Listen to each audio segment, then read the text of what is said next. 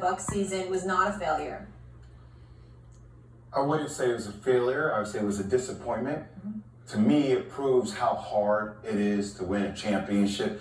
And I really want to dig into this opportunity here because I think it's a chance to kind of redirect and change the conversation. If you're a high school coach or a college coach or coach in intramural basketball or any sport, you need to make your kid watch that video, right? Because we would never tell a young person, oh, you didn't win the season, you were a favorite, you're a failure. Imagine saying that to a 16-year-old kid or a 10-year-old kid, right? Steps towards success. Michael Jordan has talked about this by saying, all my losses were moments or opportunities for growth, moments for me to get better, to increase the desire. Was the season a disappointment? Sure it was. Do I think that Milwaukee, if he hadn't gotten hurt, would have lost like that to Miami? No. But that's how the cookie crumbles sometimes. Yeah. That's why we say there's luck from a player's perspective when Tom Brady goes for 6 or when Michael Jordan goes for whatever the number of guys are winning at a high level. So and I also kind of feel like media, we've created these absolutes. Well, it's either you do or you don't. You're a failure because that gets the clicks. That's a polarizing statement. That's something that millions of people hear, and fans and people who have everyday jobs are like, yeah, you're right. His example was so great. Every year you don't get a bump or a salary raise, are you a failure? Let's use failure for real things. Are you a failure as a father? Are you a failure as a parent? That failure is way more applicable to things like that, where I look to change the conversation around, was it disappointing? Sure, Stephen A. But is it an opportunity for this team to grow? Are there things that Giannis can work on? Was it embarrassing? Yes, all these things are correct. Was it a failure? It wasn't a failure. He was injured. It wasn't a failure. I would respectfully ask the both of you to listen to me right now, because I get where you're coming from. And I'm not uttering a negative or insulting word about what you just said. It's not directed at what you just said, because you're right with what you're saying. But your sentiments are misplaced.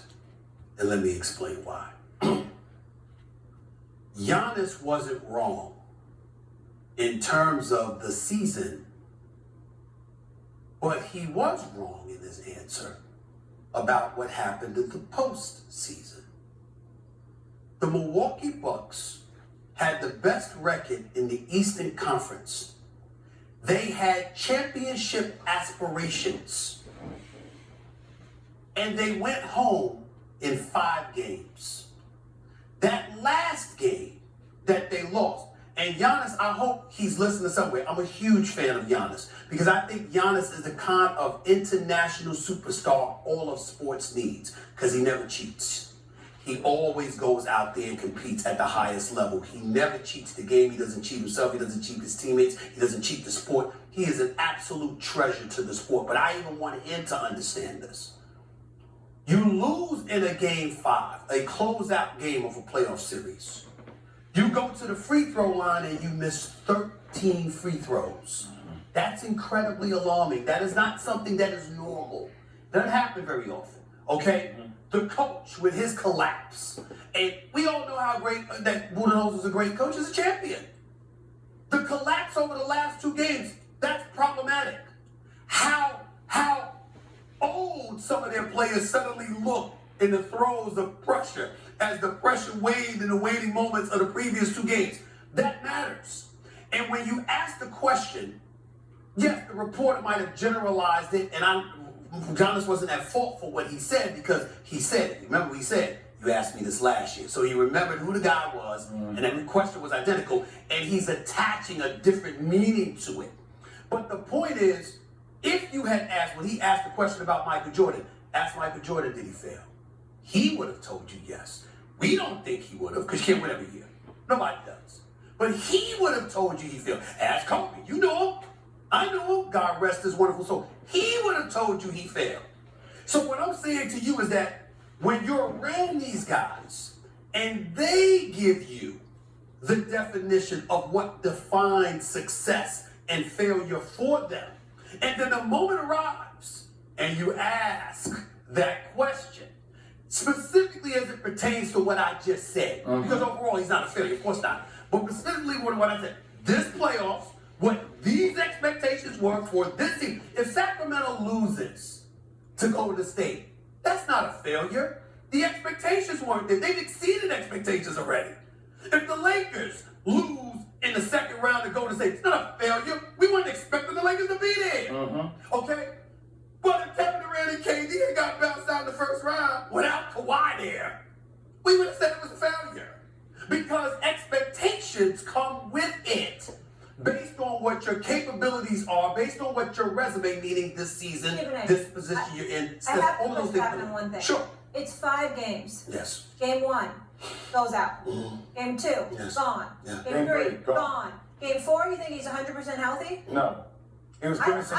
He was grimacing while he was sitting out on the bench. understand how we can ask him that. He wasn't there. And by the way, there's a difference between Miami wouldn't have won. you failed a test as opposed to the question was, is your season a failure? I agree with that because didn't again, get on the the question court. that was asked from a macro perspective, he's absolutely right to feel the way that he feels for the season. But for the postseason, remember this, you're talking about the 2 games, really 3 games. I'm just really talking about this I know series. that. You only played the first 11 minutes of Yes. game 1. Yes. But remember, without him, they won, was it game 2? Game 2, They smacked around without him. Yeah. And then when he came back, it wasn't his fault, but it was a collapse by the people around him. Because we talked about Budenholzer and all this. And then last night, he had 38 and 20. But let me tell you something. I don't care who you are in the game of basketball.